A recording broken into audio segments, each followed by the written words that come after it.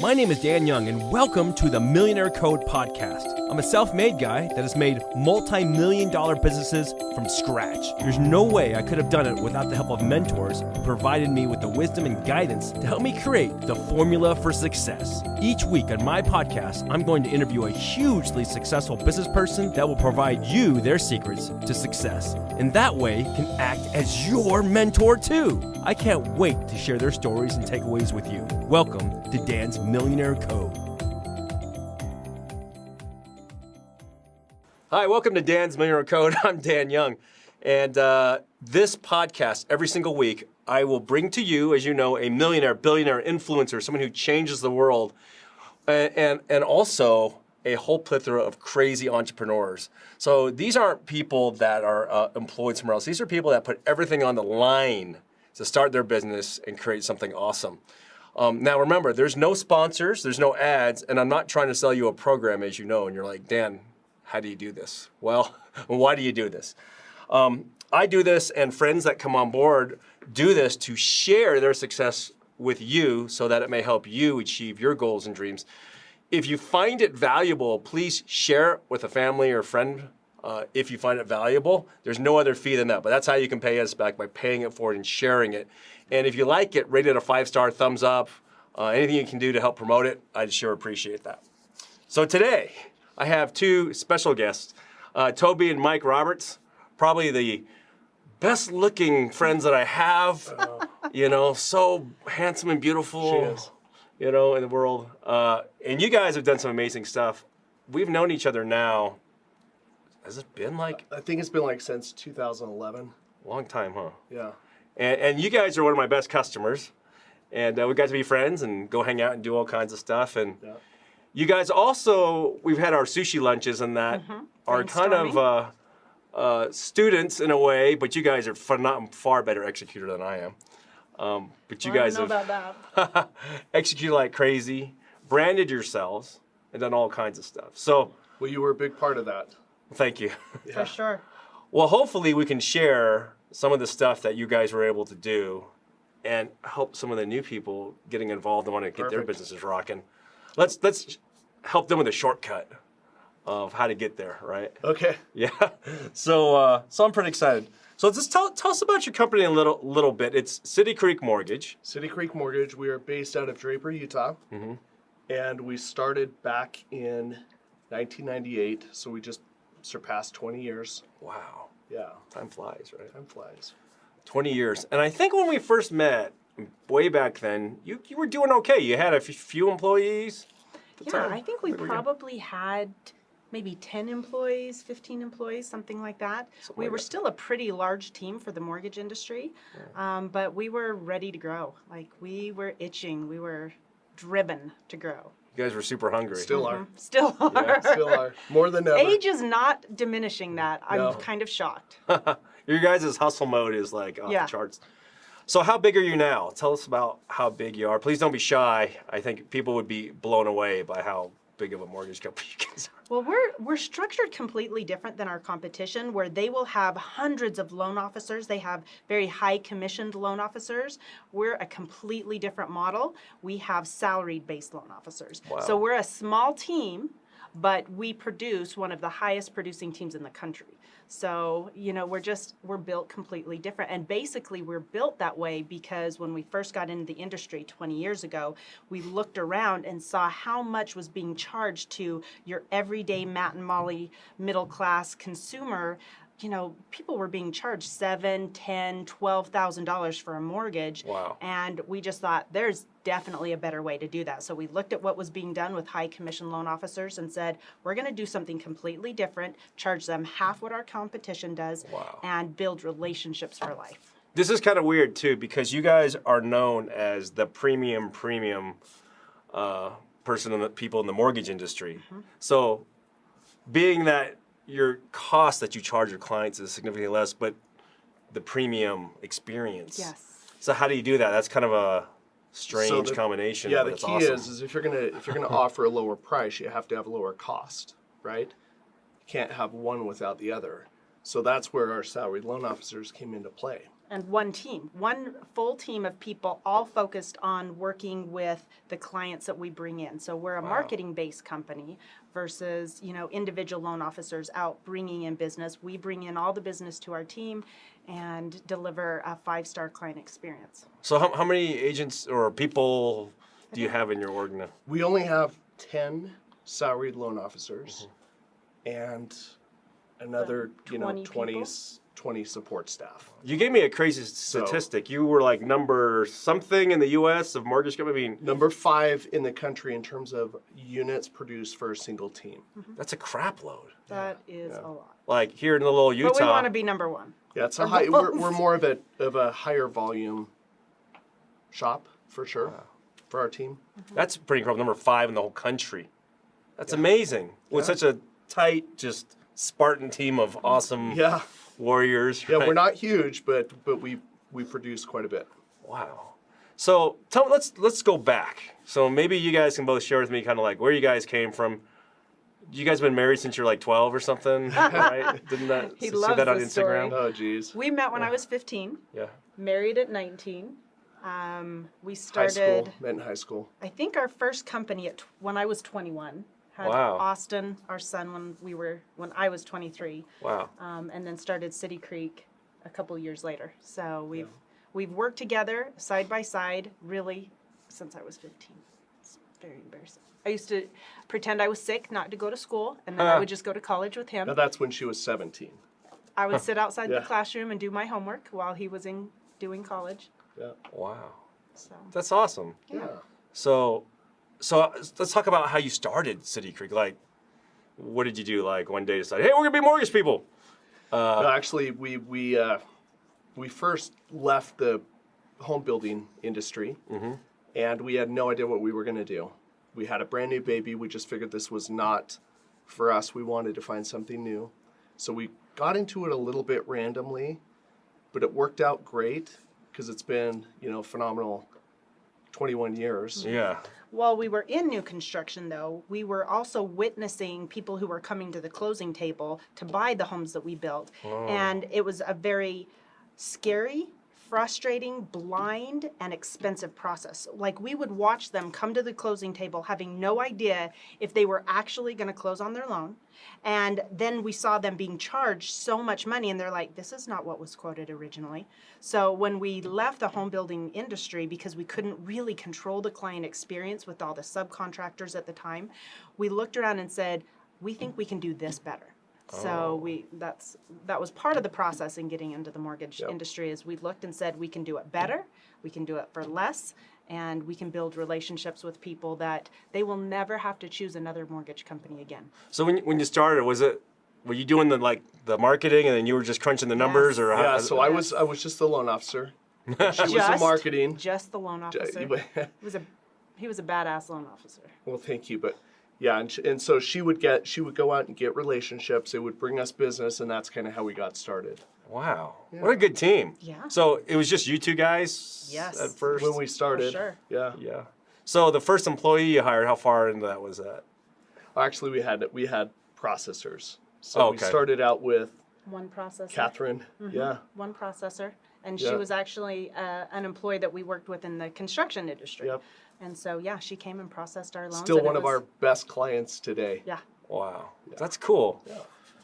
Boy, so much to ask you guys. So as far as marketing goes, that's been really, I mean, you guys have executed like crazy. In any discussion we've had, you guys have relentlessly executed. Well, that was the key. That's when we met you. And when we sat down and you met with us that very first time, you said, look, you've got to take a portion of the money that you bring in and you have to reinvest it into marketing. And to us, that was pretty foreign, because in the mortgage industry, people don't really advertise. They don't pour money back in to marketing the way that you did. And so we took your example. You set us up with your people, right? Your radio people, Oh, yeah. billboard people. Back then, way back then, you introduced us to Bill Gephardt. Oh yeah, Bill's And cool. yeah, We were the so- first Gephardt approved mortgage company. Yeah. In fact, I don't know if you remember this, but he called me and said, hey, Dan recommended that I talk to you, make Oh. you Gephardt approved. But I'm going to tell you right now, I've worked with a lot of mortgage companies in the past, and there is no way when I dig into your history that I'm going to approve you. I'm like, Well, okay Okay, then. Bill. I get a call. Thanks, Bill. I get a call 2 weeks later. I cannot find any dirt on you. What is wrong with you guys? And I'm like, that's just how we run our company. We never want to make a decision that we can't sleep with, that that would hurt a family that we work with, because that's hurting our future business. So why would you want to do that? Yeah. You know, even if you don't believe in karma, which I do, you know, you just don't do the wrong thing. That's not the way you build a business long term. The thing that you guys do differently, I think, is we've talked a lot about this. How you guys take every customer interaction so personally. I've seen it, like we've talked before, where you guys had a bad review or something. And really, you guys are like, wow. I mean, it becomes top priority to always make sure people have that Yeah. 5-star experience. Oh yeah, if anything ever goes wrong, we step in and do whatever we have to do to fix it. It's a 911 in our team. Oh, So yeah. if there's, you know, we do everything we can to avoid that, from upfront finding out what's important to them about this transaction and how and who wants to be communicated with, to doing a mid-process survey. So in the middle of the loan, we find out how we're doing, because if something's off, we still have time to change it. All the way through to closing, from our receptionist to our closing agents, everyone's asking how are things going. And we have a famous question. Make sure I can pull this out real quick. Do you have any other questions, or have I completely taken care of you? I'll take notes on that. Yeah. Do So you have we any other ask questions? that 5 times throughout the process, because if we do that, number one, it makes sure that every single question's asked and nobody feels blind. And number two, if they say, no, you've completely taken care of me 5 times, I guarantee by the end of that transaction, we have built a raving fan. So, do you have any other questions? You ask them 5 times. Yes. Was there another Do you- piece of that? Do you have any other questions, or have I completely taken care of you? Oh, that's awesome. And Can when I they hijack say, that one? or Yes, have absolutely. I completely taken care of you? And they're like, oh no, you've completely taken care of me. They say that over and over and over. So we get to the end of the transaction, that is already in their mind. These guys took great care of me. Ooh, that's good. That's like a Jedi mind trick. Yeah. These aren't the droids you're looking for.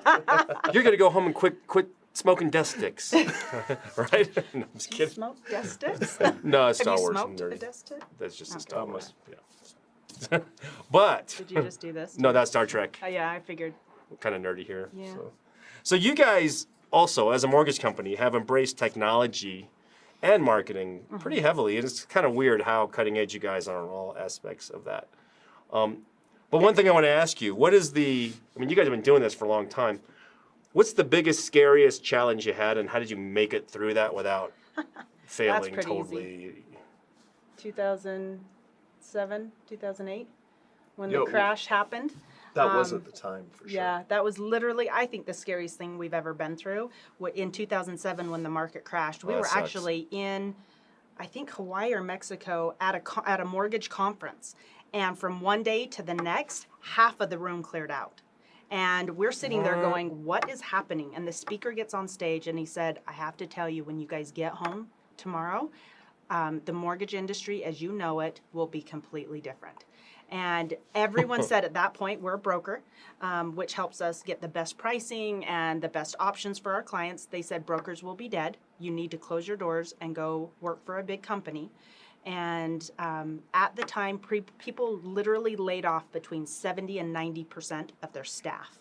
And so we were one of the last brokers standing. And between 2007 and 2008, we did not lay off one single employee. You guys are awesome. We stood by them. They fought with us. We became very innovative at the time and creative, but we did not lay off one single employee. Wow. That's some serious integrity It was you guys scary. have. It was Are you guys so eating ramen scary. noodles? Super scary. Oh, you have no idea. Ramen noodles from 3 years ago. Oh, old Like, ramen noodles. Oh, some macaroni in For there. real. That's It got crazy. tight. It was a rough time. Yeah. Went heavily in debt for the first time ever. But Wow. yeah. Yeah. So, But- how do but you pulled attribute it out. yourselves surviving that? I mean, what did you tell yourself when you're going through this crazy stuff? Did you guys like meditate or like?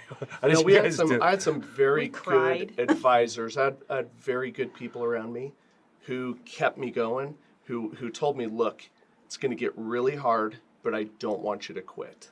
So I kept thinking about that, right? And this was the CEO of a large mortgage company who pulled me aside one day and told me this. Like a mentor kind of. He was a coach. Buddy. Yeah, he Yeah. was Oh, he was a wow. mentor and a coach, but he was also a CEO of a very, very large mortgage company that And we had a great relationship with him. And he pulled me aside one day and said, I'm going to tell you what's going to happen, and I'm going to tell you to keep going.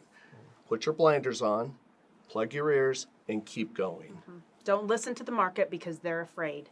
If you can fight through this, you're going to come out on the other hand, at the other end ahead. And it's going to be the very best thing that ever happened to you. And it really was. That's wow. That's similar to the computer industry. We were looking at it where you watch all these ads all over MSN and Yahoo and stuff, and they said the death of the PC. I don't know. Oh, if you yeah. know that. Oh, I do. And they're like, oh, it's dead. And then a mentor of mine said, dude, if the market shrinks a little, fine, you'll just have a lot bigger piece of that. You know, and everyone else is going to attrition. And be it in the 2008, we had 90% of our competition go out of business. Oh, yeah. So we were like, oh, we're still here. Yeah, and with you being that, the last man standing, then all the business comes into when you. it comes back, you're in a great position to grow with it. Right. Oh, yeah. And I watched you guys do a few amazing things. You know, a lot of students that I have, I tell them to do something, and they're like, yeah, I'll get to that. But they don't execute. And you guys did exactly what I said. I remember when we sat down at sushi, I said, you know, you guys are good-looking people. Take a nice picture, and you got perfect teeth. And turn the contrast up so it's real bright, and maybe even get a spotlight, you know, and get a billboard or something. And you guys literally did it. Probably that next day. And then, so my nickname being Dan the Laptop Man, I remember talking, I'm like, so Mike, can you do more Mortgage Mike? And you're like, okay, Mortgage Mike. I was a little resistant. She was all over that. But just to me, I was like, oh. It literally took me a couple of years to get him to adopt Mortgage Mike. People know that although now. That's like a street name now. Yeah. People are like, oh, Mortgage Mike. I know, like, Mortgage Mike. Mortgage Mike. And there was, it was a hard sell for him. But I think it's, you know, people were worried that would come across as cheesy or like untrustworthy. But I said, it all depends on the experience you provide. If you provide a trusted, respected, and loved experience, that's what they're going to remember you as. So just stay true to who you are, create that client experience, and then Mortgage Mike will just be like the guy next door. It'll be like, you know, Larry Miller. You know this guy, right? It's your trusted guy in the mortgage industry. There's one thing that you guys do that's the magic recipe, and it's the magic recipe for us at PC Laptops and Zybex. It's the 3 E's, and that's you guys entertain, you educate, and you equip. Yes. That's it. Okay. It's like the I'm writing entertainment. that down. Entertain, educate. I'll give you that one. Entertain, educate, and equip, though. Yeah. Because the entertainment gets their attention, and Mortgage Mike, and the handsome picture you guys on the billboards with all this stuff, and the rates. Like, you know, when I'm driving down the freeway, so you guys have the like 30-year mortgage rate average on there, and everyone's always like, and I'm looking at that, I'm like, okay, what are rates? Are they going up? Oh, let's look at their billboard. Oh. They're going up, they're going down. That's the educate, right? Like, or equip. So other people don't want to tell you what their rates are or their fees. We're 100% transparent. You don't even have to talk to somebody in our company to be able to go online and see exactly what our interest rates are and our fees. And we're one of the only companies that will do that because we don't have a large company with 100 different loan officers with 100 different comp plans. Oh, yeah. So we have one comp, we have one rate, one set of fees, and we want people to shop their rates. We want them to shop their offer because chances are we're usually saving them between $4,000 and $7,000 on every single loan. That's a lot of computers they could buy. That's a lot. Yeah. That's huge. You guys Yeah. are, wow. I'm so impressed. But we want people to shop their mortgage. Other people do not. They don't want you to do that. Yeah, they hide from that. They make it very hard to find out what their rate would be. Oh, because they had like secret buffered points in there that you don't see. And Exactly. Soon we're going to have a tool that they can actually compare online their rate to our rate and see exactly how much. It's going to be super slick. A So when dollar you, amount of what it's going to say. Yeah. So maybe also helping all the viewers out there, what are some of the things, the dirty secrets of the mortgage business that some mortgage companies that are not as straight up as you guys, what are some things that people need to like look out for and question? Wow, that's a. And you guys are, I know, optimistic, there's- positive people, but maybe No. just no, we're really clear about this one. Yeah. let's shine some sunlight on that so that. How about the word preferred lender? So when you go and you're going to buy a new construction home, they always have a preferred lender. Yeah. When you go and work with a real estate agent, chances are they have a preferred lender. But usually that preferredness does not is not preferred to you, it's preferred to them. They're getting some kind of a marketing money to refer that person, or some benefit. So, when you hear the word preferred lender, it should ring a bell like, who are they preferred to? And should I really shop this offer? Preferred to pay Yeah. more commission to whoever. Yeah, so that's So one they- of the so very really big they could dirty charge- secrets. They could charge more if they're strongly referred by like a real estate agent. That mortgage company is pretty much going to do that loan. Usually they don't get shopped because the agent says, "Hey, use my lender. I've worked with him for years." Right? He's going to take really good He'll care take of you. great care of you. Does the agent get a kickback from the No, lender? not necessarily, but We usually don't, there's they don't call it a some- kickback, but there is Oh. oftentimes marketing money that's being swag or contributed something. or things like that. And which is why the pricing is higher. When you're paying an additional expense in some form, the pricing to the client's going to be higher. Wow. And that's why we tell people, you have a right and a reason to get a second opinion. This is the largest purchase you'll ever make, so why would you not take 15 minutes for free and get a second opinion? If it can save you $7,000, is that worth the 15 minutes? We should take that little excerpt right there, and that should be your new ad on Instagram There you go. about what to look for. Do you have an ad talking about what you just talked about? I That's the need greatest to. thing. I know. That's the 60-second spot. Sensei, teach me. We'll cut it Teach me out of your the video, ways.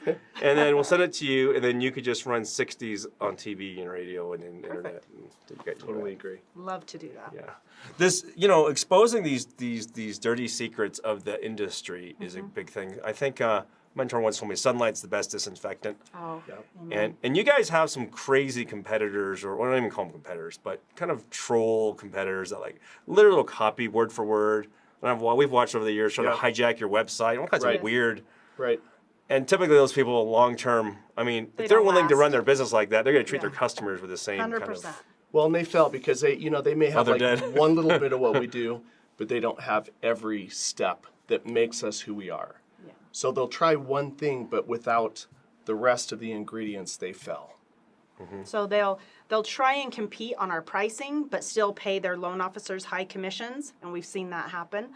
And eventually that collapses because you have to decide who it is you are and who you serve. We serve the consumer. We don't serve agents or builders.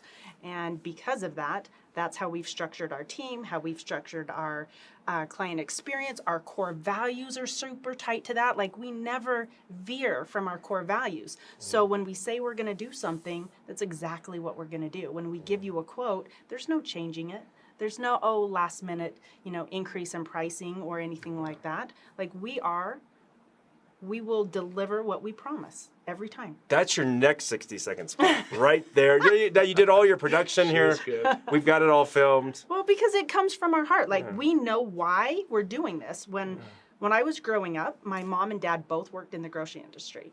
And I remember watching people shop for food and what they would keep in their cart and what they couldn't afford and put back. Oh. And I remember watching that and thinking, the fact that that mother with 3 kids just put hamburger back on in the case and bought 1 day's worth of food, not 2, not a week, that hit a button for me. Like, instantly I understood, even in my own family with 2 hardworking parents, there were times that other people fed us.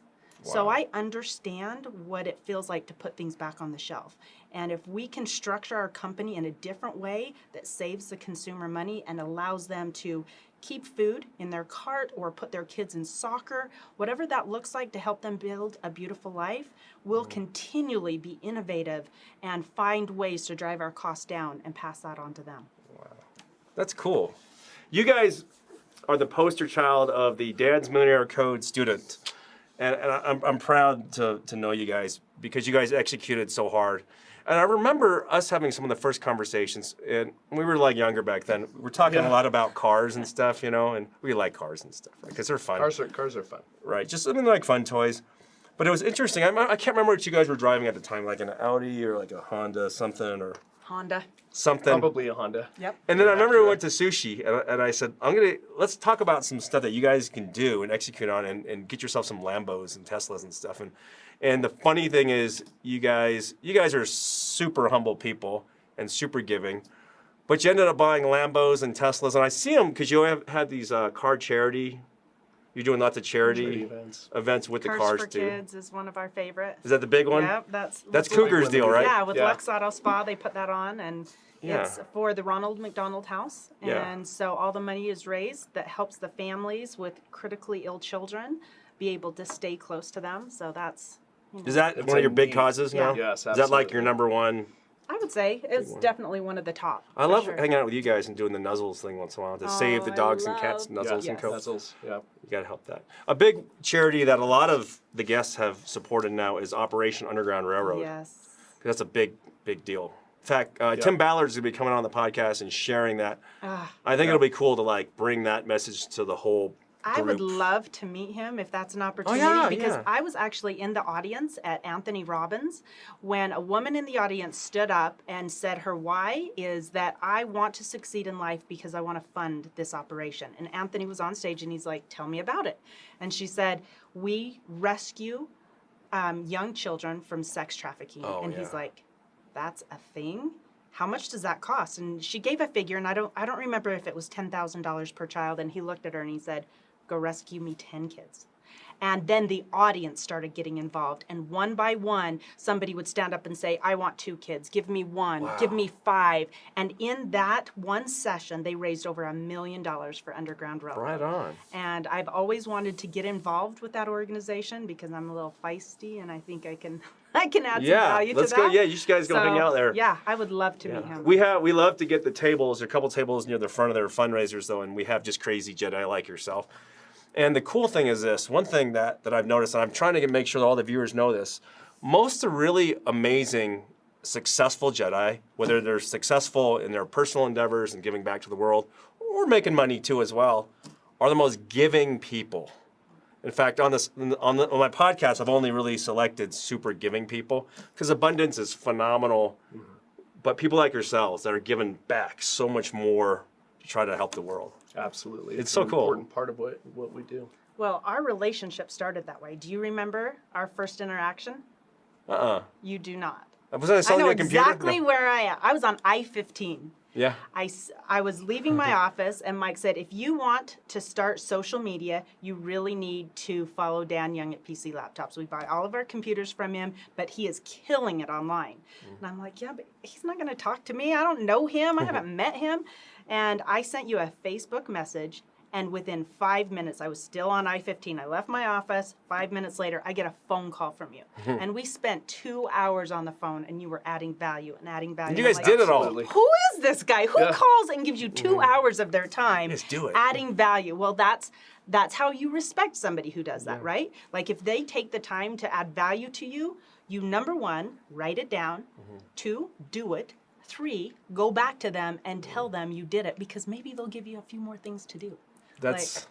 I suffer from this a lot. Not in a bad way, guys, but I get hundreds of messages a week, and I give people homework. I say, watch this podcast, read this book, write me a paragraph, what you learned. And the sad thing is 99% of people don't respond. Don't do it. Yep. But the crazy thing is this, and I've been tracking this over the years. If I take 100 students that I've had, the ones that have followed through, even with that first action, I can't think of one that's not making millions of dollars a year now. Yep. Because they actually just freaking did it. Yeah. And it's not even hard. Clues. So just follow that. Do the things that are uncomfortable, right? Do what you're not doing today. Yeah. Because today is not going to get you tomorrow. So you have to do something different. And like I said, the biggest honor you can pay back to those people is to let them know what you've done. You guys are doing it and paying for it all the time. And, you know, in the industry, all these people starting to get into the industry and real estate, everyone just has good things to say about you guys. So it's pretty huge. So here's a question. So for the guy or gal thinking about getting into the mortgage business, whether they're just being, you know, someone who's a loan officer or whatever it is, or maybe in the future starting their own or whatever it may be, what is some advice you'll give to the youngsters that are like, you know, I want to do mortgages when I grow up? Oh, I think the world is going to change in our industry. It's, you know, technology is taking over. It really is playing a bigger part. And as time goes on, it's going to, I think our model that we have now is going to be the model of the future, where they're offered a salary there's mass marketing that generates the business, so that it isn't individuals out there finding their own real estate agents to partner up with to close 2 or 3 loans a month. So it's a lot of change. It's becoming more of a commodity, so you have to figure out how to drive your costs down for the consumer because they don't want to pay that much. But I would say for somebody getting into the industry, first and foremost, know who you are.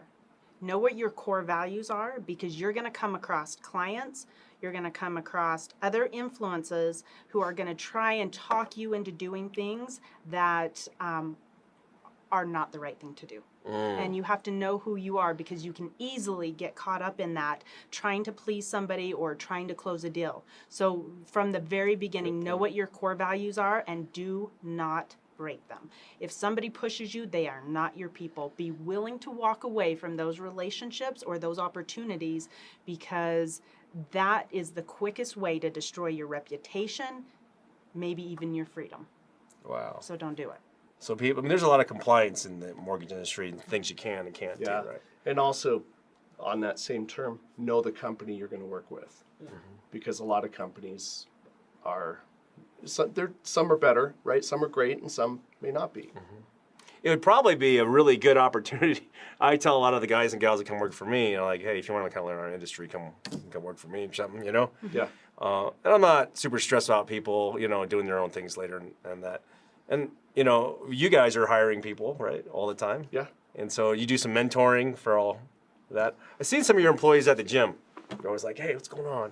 You know? And they all seem very chipper. Yeah, that's one of the benefits we offer is gym memberships, but also we do culture training every single Thursday. So every Thursday I'll come in and teach something about life or mindset or health or habits to help add value to them as people, first and foremost, and then they can transition that into, you know, their professional life as well. And so, you know, one of our core values is continuous improvement. So as leaders, we're constantly reading books, going to seminars, you know, mentoring with You guys people. are doing everything. You guys are constantly Mentoring with people who have done amazing things, and then we bring those lessons and nuggets and tips back to our team so that they can live a more beautiful life as well. So it's not just business, it's life we do together every day. So here's a question. Your business is successful, and it runs pretty well. It's pretty self-sustaining. You guys are adding lots of sprinkle and keeping things nice, right? So when you guys grow up, what are you going to do? What's on your bucket list? Like, what's next as time continues to move forward? You take that one. Well, I would say, first and foremost, I have a 20-year-old and a 22-year-old who are graduating college soon. Nice. And one of the things that we want to Your kids are start awesome. doing, they're Very so nice kids. awesome. Thank you. What we want to do and what we have been doing for years now is what I call a family boardroom. So we'll get together every week and we're reading different books, and we come in and we talk about what successes we've had that week, what failures. How did we handle that failure? How did we see that failure? Connections we've made, ideas for businesses they've had. And so I want to start to record that and put that on YouTube, because like Mike and I, we really had no right to succeed in our relationship, in our business, because we didn't have anyone around us that modeled what that looked like or had financial conversations with us or health or goals or life or marriage or sex, like none of that. And so what we want to do is we have been creating that environment for our kids, but I want to start to record that and put that out there for any kid or even parent that wants to figure out how to talk to their kids, or any kids that don't have those conversations. They can be a part of that and start to think at a higher level, start to believe at a higher level, and have more and more risk-taking conversations and be in that space. This sounds like maybe a book and a subscription training model, and We should talk. I think it will be. It depends on what you tell me to do, it sounds like. well, kind of Whatever you interesting. say, she'll do. Well, a lot of the people that have come on the podcast, they're getting to the point in their life where the business is running good and they want to pay it forward. Yeah. And they've created some really good training programs to mentor people on a large scale. And for us, you know, people are they're thirsty for that. Oh, yeah. So many kids don't have that parental mentorship. And so many kids have asked us, can we just be a part of it? Can we come in and just sit through one? Wow. And then vision boards. I love the power of vision boards. In fact, right before here, I You have just got crazy back. vision boards. They're just Yeah. But right before I got here, I'm started, I've been teaching vision boards for a few years now, but now corporations are having me come in, and I just come in and teach their employees about vision boards, because if their employees are healthier, happier, more focused, more driven, more excited, they bring that energy to the company. Yeah. And so it's a win-win for both of them. Yeah. So vision boards, family boardroom, life planning, those are the things I want to give back, because if I had had them 30 years ago, there's just no limit to where I could be today. wow. So did someone teach you how to do vision boards, or did you Google it, or? No, you know what? When I first did my vision board, I read a book called You Are a Badass. And I had You Are a Badass? Is You that Are a one of Badass. the books? It's a really wonderful great book. You will book. love it. You are a badass. And I had heard of vision boards before, and I've even heard of writing down your goals. But here's what was so demeaning about that, or demoralizing. I would write down my goals at the beginning of the year, and then I would put them in a drawer and not think about them again for a while, and pull them out. And I'm like, I have done nothing towards these goals. It was really, I'm a visual person. So when I read in the book, You Are a Badass, that she had done a vision board, I'm like, okay, well, maybe I'll try that. Maybe, something more visual that I'm looking at would be, more empowering, more passionate. So my first year, I created a vision board, and I couldn't talk anyone else into doing it with me. I couldn't talk Mike, the kids, my friends. So I did the board, and I put on there things that I wanted to have done for the last 5 or 10 years. And I was so excited about this board. When I looked at it, I got super passionate and excited and brave. You're always excited. I'm a badass when I looked at it. You're always badass. She's like, But I was Woman. hulkish. Anyway, so at the end of the year, I strode into the bedroom, and I'm like, look, Mike, look at my vision board. Look how much I got done this year. And he's like, She's trying to get me to do it. Like, She's why, like, you should have done this. yeah, why didn't you do this with me? Look how much I did. And he goes, oh, honey, you're so cute. He's like, I looked at your vision board, fell in love with it, and I made sure that I helped you, kind of pushed you in the direction to get a lot of these things done. Wow. And so, one of the powerful things of vision boards is it incites other people to help you. And so now my kids do them, my friends do them, companies that I work with do them. Wow. And literally, I'll come in and so teach you do people them with vision all boards. you do them with all your employees? Yeah. Oh, yeah. Wow. Yeah. Maybe you can And give. it's not always about like what you want. It's like who's the person Who do you want wanna to become. become? I mean, of course, we put Lambos and Porsches on there and Yeah. fun things. Those but are the easy private parts. jets or whatever it might Yeah. be. But for That the most hasn't part, happened it's yet. Except I did. So I have Yeah. this is another thing. Tuesday dinner parties. You got big I jet do on your vision board. every Tuesday I do a dinner party, and I ask people around the table, what is it that you want to do this year that you are terrified to tell anybody about? And so it goes around the table, and about 3 months ago, I was so enthralled by everybody's answer that when it got to me, I didn't have an answer. Really? So I'm like, Come on, you always got an answer. I want to fly a plane. Oh, wow. And I'm like thinking the craziest thing I could throw out there, right? Sound like a badass. The guy next to me goes, done, you'll fly next Friday. I'm like, wait, what? He's like, my dad's a pilot. He owns 2 planes. He'll take you next Friday. You will fly. You flew a plane? I flew a plane. It was so cool. That's hard. she Yeah. flew it right over our office. All my employees are waving She's at like, me. me. But they're powerful. And I Wow. would definitely love to come out and teach your employees vision boards. I'm gonna shift gears. So, how do you guys keep your beautiful youthful appearance? Like you kids look very young and have kept yourself very vibrant and strong. You got nice hair. You still got all your hair. Do you special hair stuff? Right? And you guys like on the billboards. We were joking about that, right? Whenever I drive billboards, like my wife and I were like, yeah, look at that handsome couple. What's the secret? Oh, geez. Don't give away all of them. Come on, let's help the viewers out there. Mike has his own theories on that, but Almonds and air? No. I guess a lot of it, like as you get older, we have a doctor who helps us with medically controlling our bodies. Oh yeah, you have to do that. Whether Yeah. it's making sure we're in Human growth. peak. Yeah, making sure we're in peak physical levels. Our How's blood. the cloning working? It's good now? The You feel cloning? like yourself? I'm just kidding, I'm messing with you. But honestly, one of the first things we did is, I alluded to earlier, we created a life plan. And that's really identifying what every area of your life, what you want it to look like ahead to dead. Like, so one yeah. of those areas Ahead is to health. dead. Ahead to dead. We wrote Yeah. our obituaries. Yep. And what we wanted people to remember about us and say about us and what kind of health did we want. So, probably early on in our 20s, we wrote that. And part of that was how we ate, how we exercised, what kind of shape we were in, how we wanted to be attracted to each other and stay attractive And for the kind the of other person. relationship we want.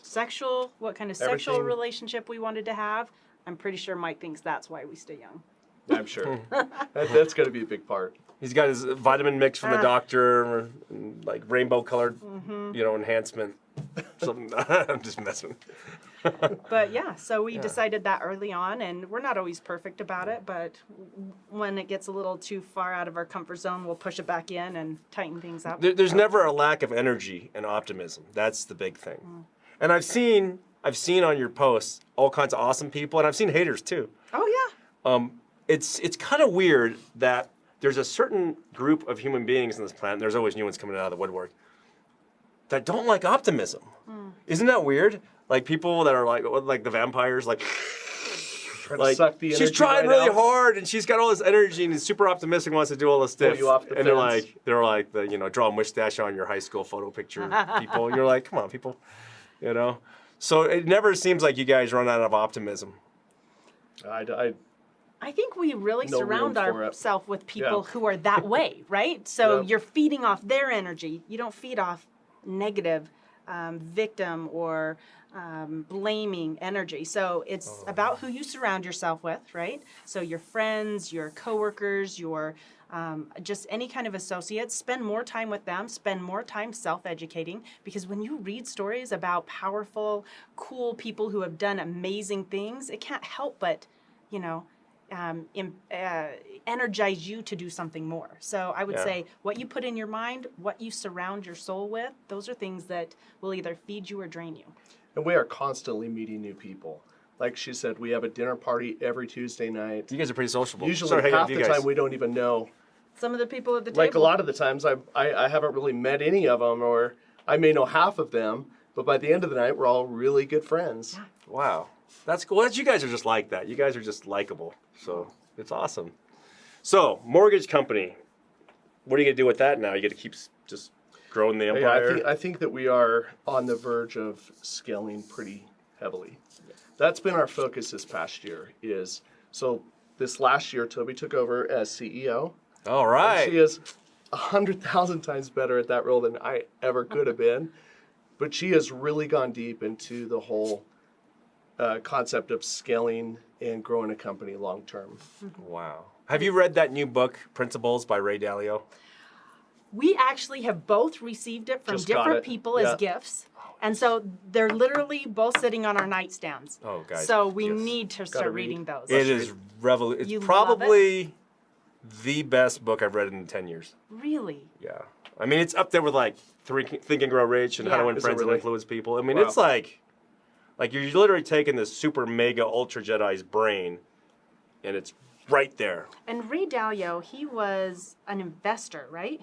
Yeah, he had his hedge fund, big okay. one, and Yeah. he understands. I mean, he's been around, so. Yeah. I just started the book, so I'm just still in the introduction of who he is and what he's done, and yeah. If you even execute on 10% of that, the golden nuggets in there, oh my goodness, you'll go Huge. like a What's your thousandfold. biggest takeaway?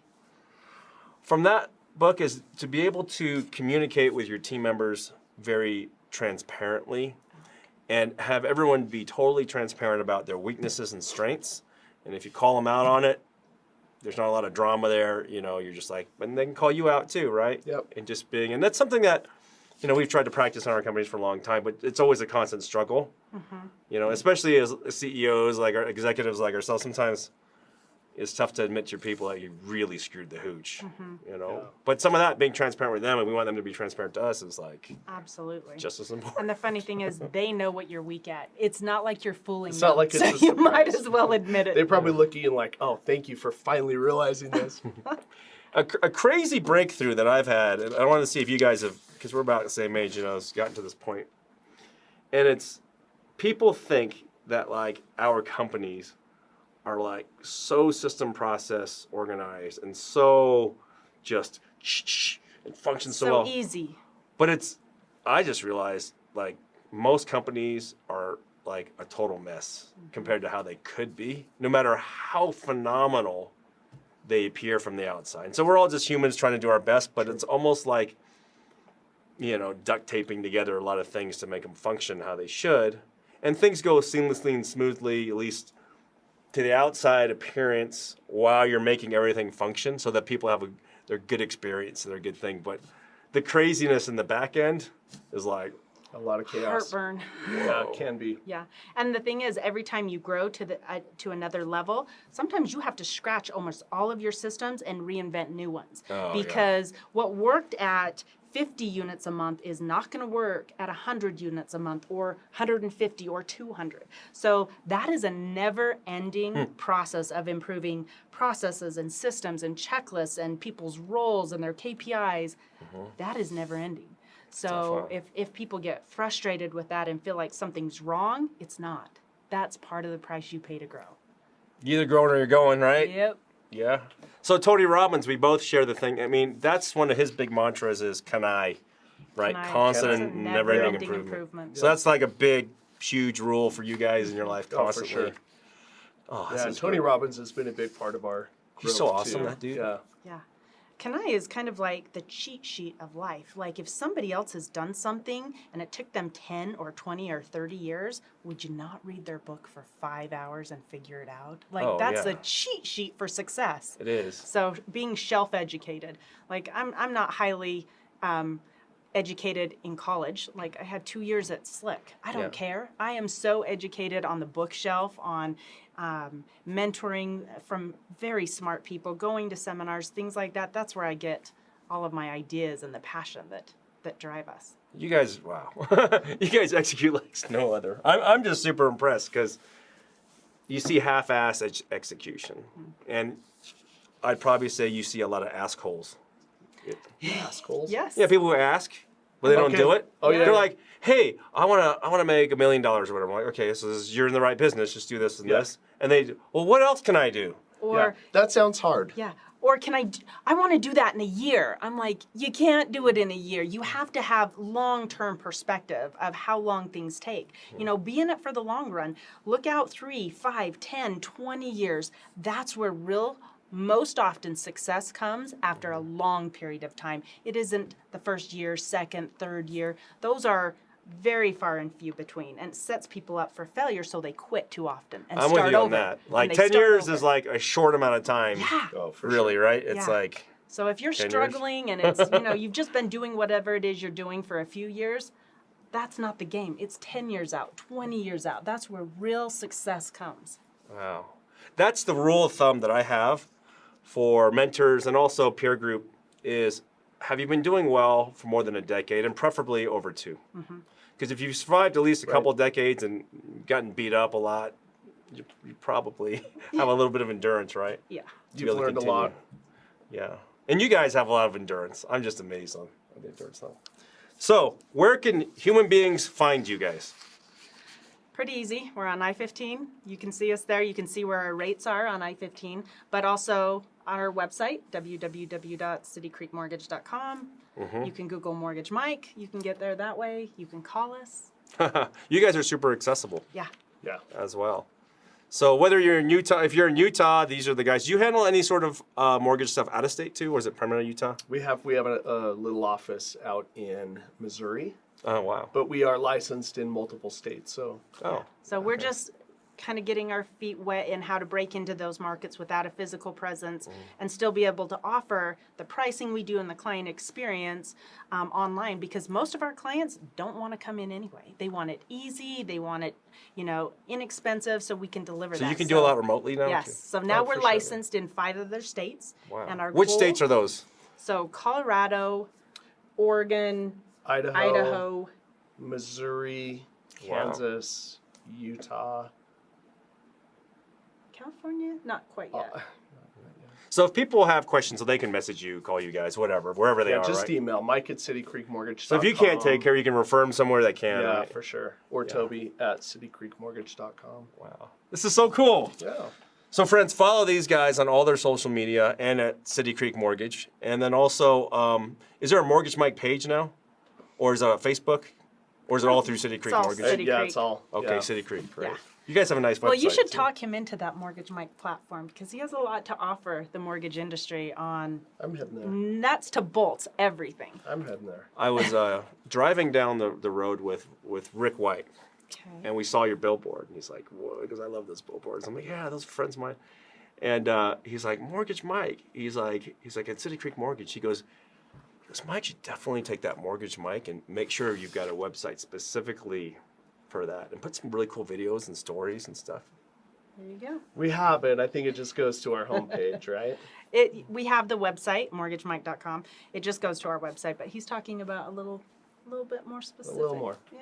Maybe a little video on what City Creek Mortgage is. You guys talking about that, and you know, because I think that name though is pretty killer. It's probably, I mean, probably half the people in the state know about it, which is pretty big. Well, you actually introduced me to that concept. Do you remember that?